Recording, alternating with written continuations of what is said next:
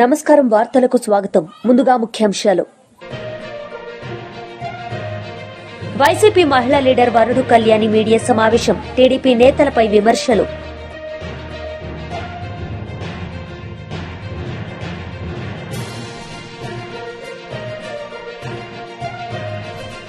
తెలంగాణ ఉద్యమకారులతో కలిసి భూ పోరాటం సందర్భంగా వంట వార్పు చేసిన తెలంగాణ జాగృతి అధ్యక్షురాలు కల్వకుంట్ల కవిత.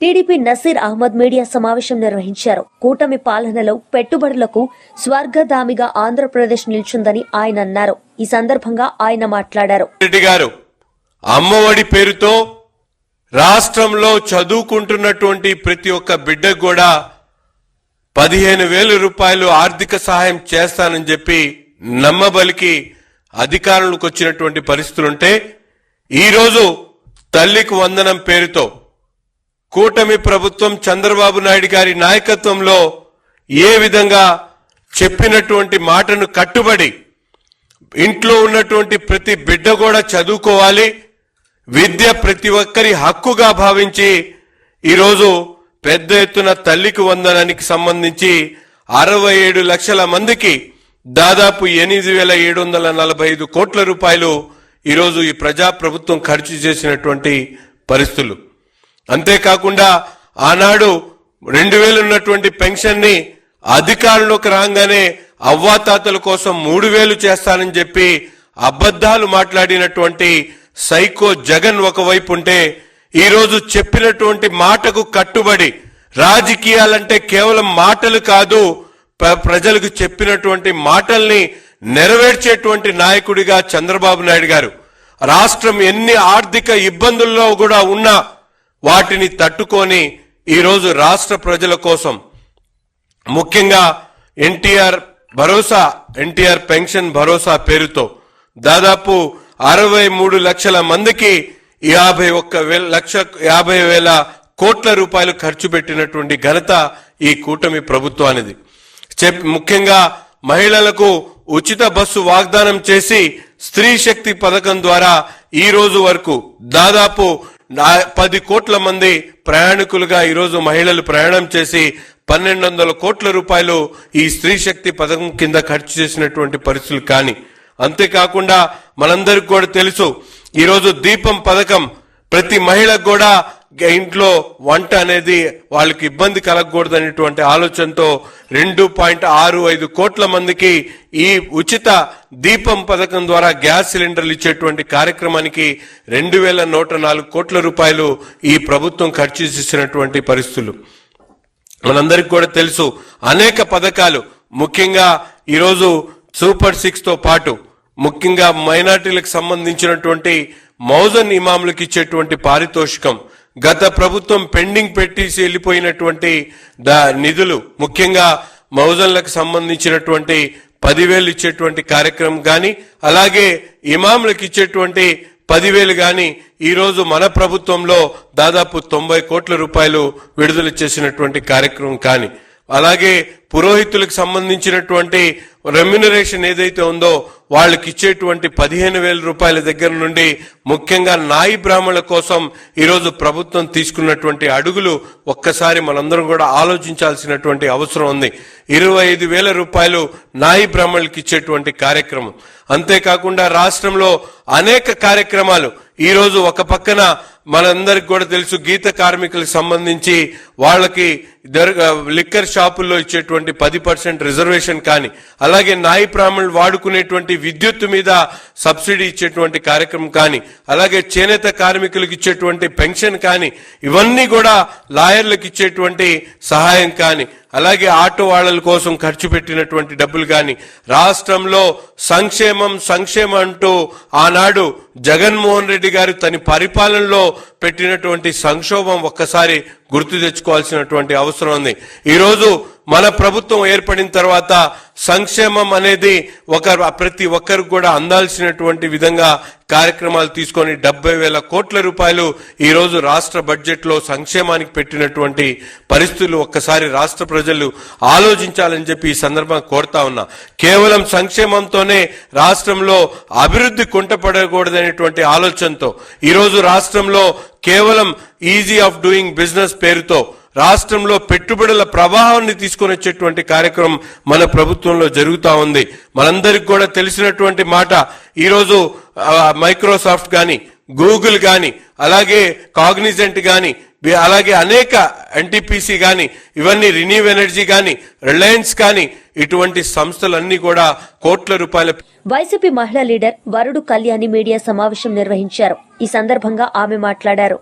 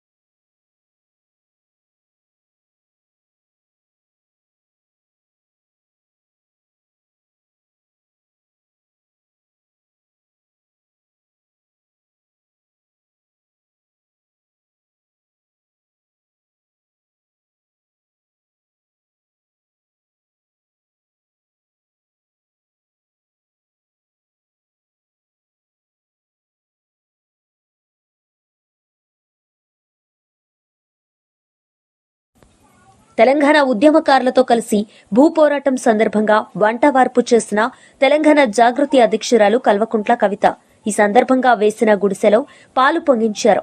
ఉద్యమకారుల ఇంటి నిర్మాణానికి భూమి పూజ చేశారు.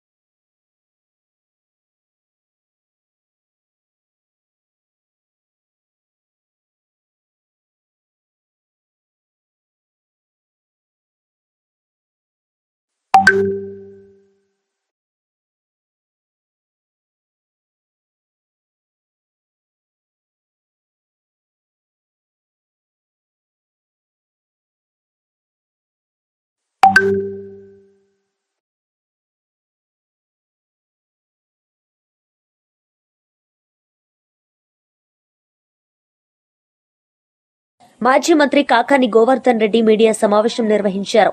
ఈ సందర్భంగా ఆయన మాట్లాడారు.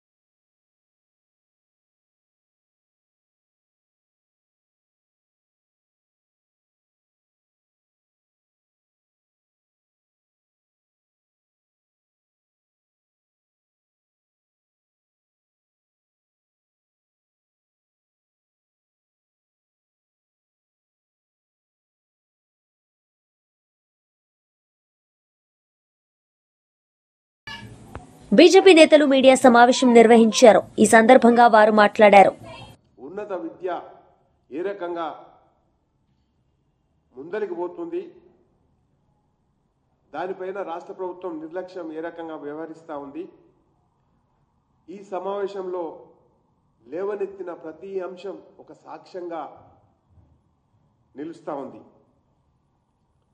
ఫ్యాకల్టీ రిక్రూట్మెంటు కేసీఆర్ ప్రభుత్వంలో రిక్రూట్మెంట్ చేయలేదు. ఇప్పుడు రేవంత్ రెడ్డి గారు వచ్చినటువంటి 2 సంవత్సరాల్లో కూడా ఒక్క రిక్రూట్మెంట్ కూడా చేయకపోవడం ఎంతో దారుణమైనటువంటి విషయం. కేవలం కాంట్రాక్టు పార్ట్ టైం లెక్చరర్స్ తోటే యూనివర్సిటీని నడపలేమని చెప్పేసి వైస్ ఛాన్సలర్లు చెప్పినటువంటి విషయం, వైస్ ఛాన్సలర్ చేతులెత్తేసినటువంటి వైనం, ఇది కాంగ్రెస్ ప్రభుత్వం యొక్క చేతగానితనానికి, కాంగ్రెస్ ప్రభుత్వం యొక్క సిగ్గుచేటుకు ఇంతకంటే నిదర్శనం మరొకటి ఉండదు. ఇవాళ మీ ముందర నేను దీనికి సంబంధించినటువంటి ఒక డాటా చెప్పబోతా ఉన్నా. మొత్తం యూనివర్సిటీలలో, రాష్ట్రంలో ఉన్నటువంటి యూనివర్సిటీలలో 2059 పోస్టులకు గాను యూనివర్సిటీలలో ఇవాళ టోటల్గా శాంక్షన్ పోస్టులు ఏవైతున్నాయో అవి మొత్తం 2816 పోస్టులు. మళ్ళీ ఒకసారి చెప్తా ఉన్నా, శాంక్షన్డ్ పోస్టులు యూనివర్సిటీలలో ప్రొఫెసర్స్, అసిస్టెంట్ ప్రొఫెసర్స్, లేకపోతే అసోసియేట్ ప్రొఫెసర్స్ మొత్తం కలిపితే శాంక్షన్ పోస్టులు 2816. అయితే దీంట్లో ఆశ్చర్యకరం, అన్ని యూనివర్సిటీలలో, స్టేట్లో, తెలంగాణలో ఖాళీలు ఉన్నాయి 2059. అంటే మీరు చూడండి, 757 పోస్టులతోటి మాత్రమే ఇలా యూనివర్సిటీస్ నడుపుతా ఉన్నారు. అంటే సుమారుగా 75% పోస్టులు ఇవాళ యూనివర్సిటీలలో ఖాళీగా ఉన్నటువంటి దమనీయమైనటువంటి పరిస్థితి. ఇంతకంటే దౌర్భాగ్యం ఇంకొకటి ఉండదు. దీంట్లో యూనివర్సిటీ వారికి చెప్తా నేను. ఉస్మాన్ యూనివర్సిటీ టోటల్ 1267, అంటే 1267 పోస్టులకు గాను 936 ఖాళీలు ఉన్నాయి. కాకతీయ యూనివర్సిటీ 409 పోస్టులకు గాను 330 పోస్టులు ఉన్నాయి. తెలంగాణ యూనివర్సిటీ 152 పోస్టులకు గాను 91 పోస్టులు మాత్రం 91 ఖాళీలు ఉన్నాయి. మహాత్మా గాంధీ యూనివర్సిటీ 70 పోస్టులకు 35 పోస్టులు ఖాళీగా ఉన్నాయి. శాతవాహన యూనివర్సిటీ 63 పోస్టులకు 47 పోస్టులు ఖాళీ ఉన్నాయి.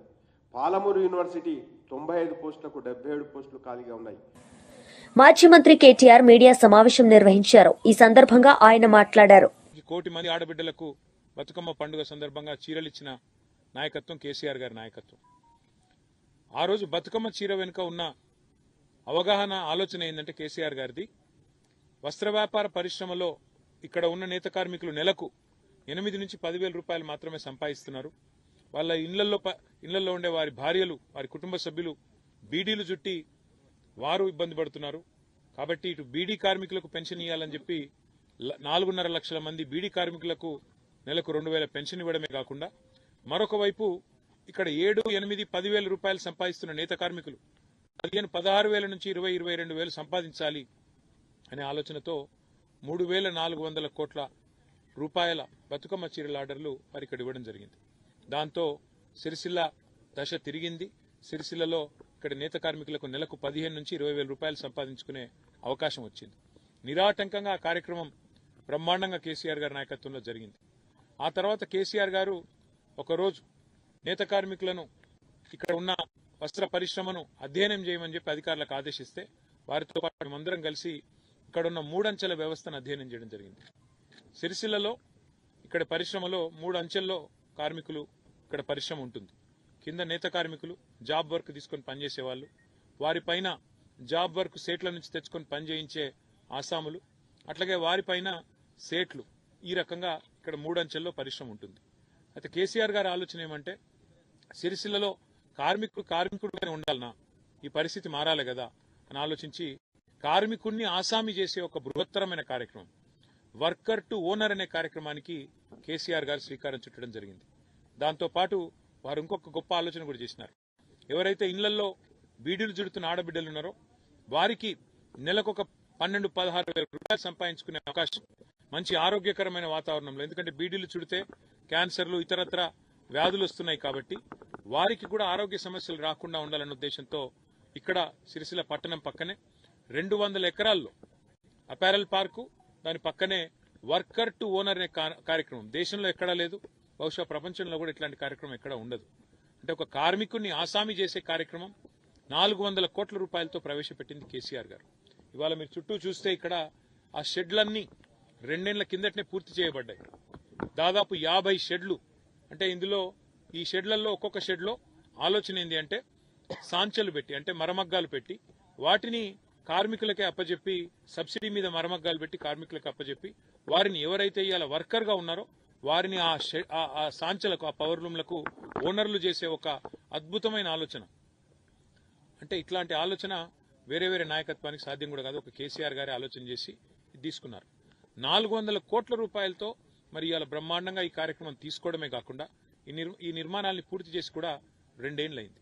2 ఏళ్ల కిందట దురదృష్టవశాత్తు మరి కాంగ్రెస్ ప్రభుత్వం తెలంగాణలో వచ్చిన తర్వాత ఇవాళ ఇక్కడ మీరు చూస్తే ఆ షెడ్లు ఎట్లా మారిపోయినాయి, ఆ షెడ్ల చుట్టూ ఎట్లా పరిస్థితి ఎంత భయానకంగా ఉందో మీరే చూడవచ్చు. మొత్తం ఎక్కడికక్కడ పిచ్చి చెట్లు మొలిచి ఇవాళ నిరుపయోగంగా ఆ షెడ్లన్నీ కూడా ఉన్నాయి. ఆఖరికి కాంగ్రెస్ ప్రభుత్వం ఎంత తెలివి తక్కువ ప్రభుత్వం అంటే ఈ షెడ్లలో కొన్నిటిని వడ్లు నిల్వ ఉంచేదానికి, నిజానికి గోదాములు చాలా ఉన్నాయి సిరిసిల్లలో, కానీ వాటన్నిటినీ పక్కన పెట్టి ఈ షెడ్లలో ఇవాళ కొన్ని చోట్ల వడ్లను నిల్వ ఉంచే ప్రయత్నం కూడా ఈ ప్రభుత్వం చేస్తా ఉంది. మేము ఇవాళ కాంగ్రెస్ ప్రభుత్వానికి చేసే డిమాండ్ ఒకటే, కేసీఆర్ గారి ఆలోచన ఇక్కడి నేత కార్మికులు ఆసాములు కావాలి, వర్కర్ ఓనర్ కావాలి, ఎన్ని రోజులు వేరే వాళ్ళ కింద పనిచేయాలి, మీరు ఇంకో 10 మందికి ఉపాధి ఇచ్చే వాళ్ళుగా తయారు కావాలి, ఇక్కడి పరిశ్రమ విస్తరించాలి, సిరిసిల్ల కూడా ఒక. వార్తలు ముగించే ముందు ముఖ్యాంశాలు మరోసారి. వైసీపీ మహిళా లీడర్ వరుడు కళ్యాణి మీడియా సమావేశం, టీడీపీ నేతలపై విమర్శలు.